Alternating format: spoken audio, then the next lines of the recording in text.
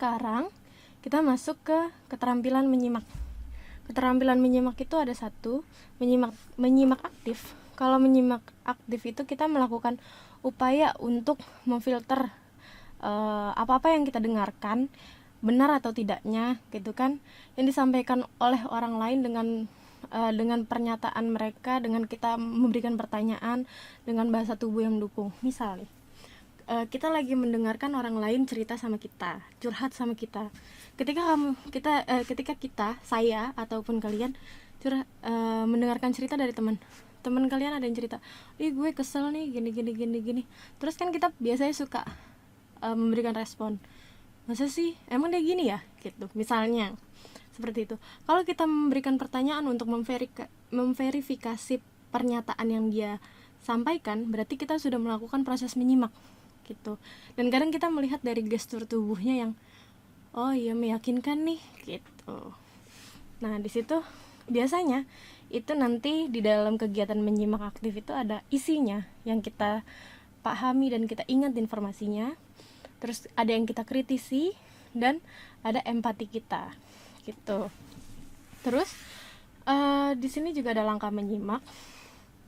Langkah menyimak itu ada apa nih? 1, 2, 3, 4, 5. Ada 5. Yang pertama, menerima. Kalau menerima berarti kita sudah mendengarkan suara tersebut secara fisik, kadang termasuk komunikasi nonverbal gitu. Maksudnya apa? Kita menerima, kita bukan hanya sekedar balik lagi seperti yang tadi saya sudah sampaikan. Menyimak di sini ketika ada suara, kita tidak hanya sekedar mendengarkan, tapi kita juga menerima, kita dengarkan gitu, kita perhatikan. Lalu kedua ada urai, mengaitkan suara dengan makna sesuai keyakinan, harapan, peran, dan pengalaman. Kalau ada seseorang yang bercerita ke kita tentang hal yang dia tidak suka atau hal yang membuat dia emosi, kadang kan kita gini, ih kok dia emosi tapi ceritanya datar-datar aja ya gitu kan. Jadi kadang-kadang biasa aja lu gitu. Atau misalnya dia sedih tapi cerita sama kita ketawa, kadang kan kita gimana gitu. Jadi kayak dia menceritakan hal yang menyedihkan tapi dia menceritakannya dengan tertawa, itu juga kadang membuat kita yang akhirnya menguraikan, bener nggak ya yang diceritain gitu. Terus menyimpan dalam ingatan jangka pendek sebelum dipindahkan ke memori jangka panjang gitu.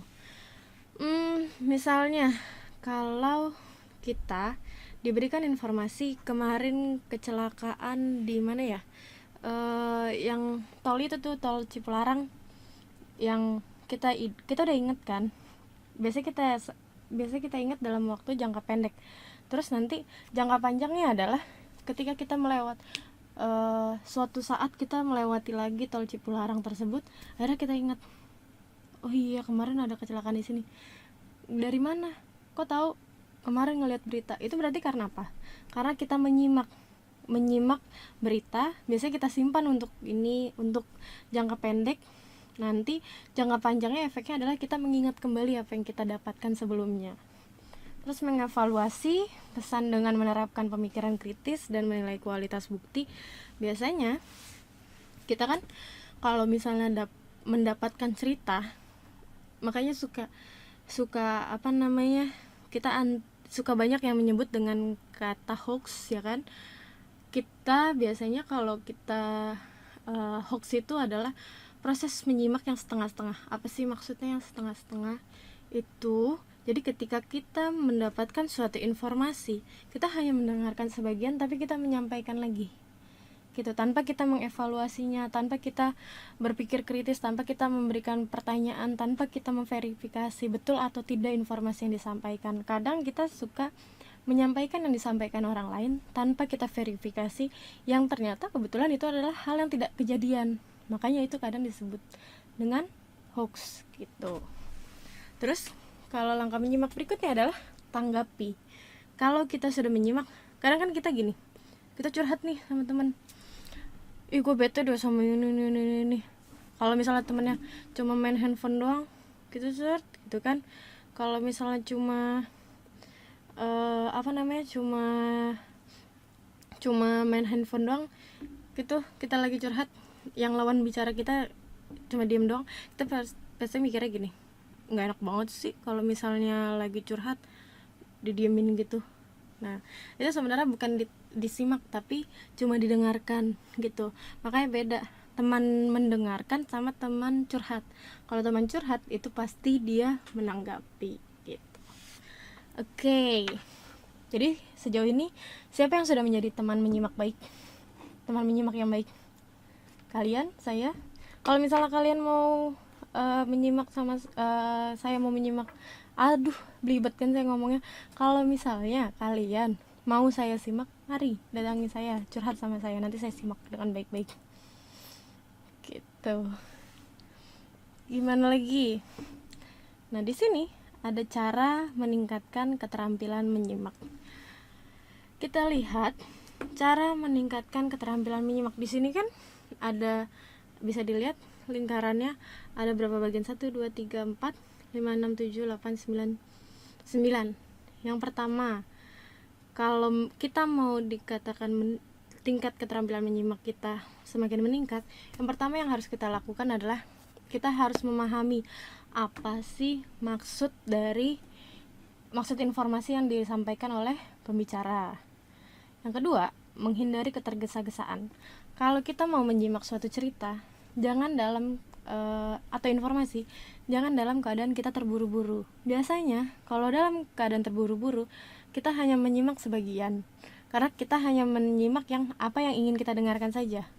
Mungkin ada beberapa hal yang mungkin kita anggap bertele-tele, yang akhirnya itu tidak kita masukkan dalam suatu informasi, tapi malah akhirnya tidak memberikan informasi secara utuh.